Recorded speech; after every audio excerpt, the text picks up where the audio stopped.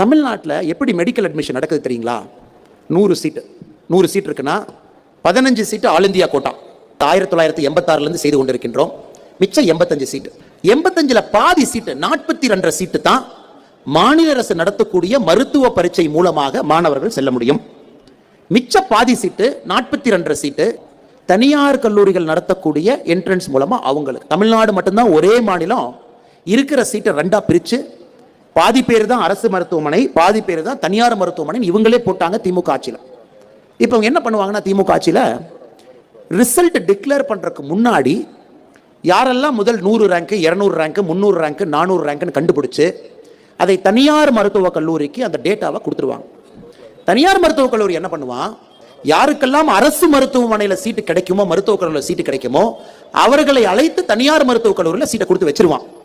அதன் பின்பு 15 நாட்கள் கழித்து கவுன்சிலிங் நடக்கும் பொழுது தனியார் மருத்துவக் கல்லூரியில் சீட்டு கிடைத்த அந்த குழந்தைக்கு மெரிட்ல அரசு மருத்துவக் கல்லூரி சீட்டு கிடைச்சிடும். அப்ப இந்த குழந்தை ரிசர்வ் பண்ண சீட்டை வேண்டான்னு சொல்லிடும். அந்த சீட்டை கவுன்சிலிங் முடிச்சதுக்கு அப்புறம் மேனேஜ்மெண்ட் கோட்டால தனியார் மருத்துவக் கல்லூரி விற்றுக்கொள்ளும். இதுதான் சீக்ரெட். இது ஏன் செய்யறாங்கன்னா, தமிழ்நாட்டில் இருக்கக்கூடிய தனியார் மருத்துவக் கல்லூரியில பாதி தனியார் மருத்துவக் கல்லூரி நேரடியாக திமுகவுடைய எம்பிக்களோ, எம்எல்ஏக்களோ, மாவட்ட செயலாளர்களோ அவர்களுடைய பெயரில், மனைவியினுடைய பெயர்ல இருக்கு. நேரடியாக, நான் பினாமிலாம் சொல்லவே இல்லை, பாதிக்கு பாதி. 2006 2011 வரை திமுக தமிழகத்தில் ஆட்சியில் இருந்த பொழுது 17 தனியார் மருத்துவக் கல்லூரிக்கு அப்ரூவல் ஒரே வருஷத்தை கிடைச்சது. கீழே டிஎம்கே கவர்மெண்ட், மேல காங்கிரஸ் கவர்மெண்ட், 2 பேர் சேர்ந்து பிக்ஸ் பண்ணிட்டாங்க. இப்ப 2016 நீட் வந்த பின்பு 100 சீட் இருக்குன்னா 15 சீட் அதே மாதிரி ஆல் இந்தியா கோட்டா. இப்ப 85 பேரும் நீட் மூலமாகத்தான் செல்ல முடியும். இதுதான் கேமேங்க. இதுல எந்த குழப்பம் இல்லை. இது மட்டும்தான் இதுல குழப்பம். இப்ப 85 பேர் ஒரே பரீட்சைங்கும் போது திமுக காரனுக்கு பிரச்சனை.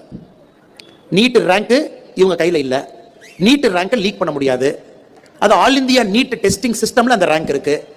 அந்த நீட் ரேங்க் ரிலீஸ் ஆன அன்றைக்கு தான் தமிழ்நாட்டினுடைய மருத்துவக் கல்லூரி அமைச்சருக்கே தெரியும், ஓ இதான் ரேங்கா, தமிழ்நாட்டில் கணிக்கா தான் ஃபர்ஸ்ட் ரேங்கா செகண்ட் ரேங்கா.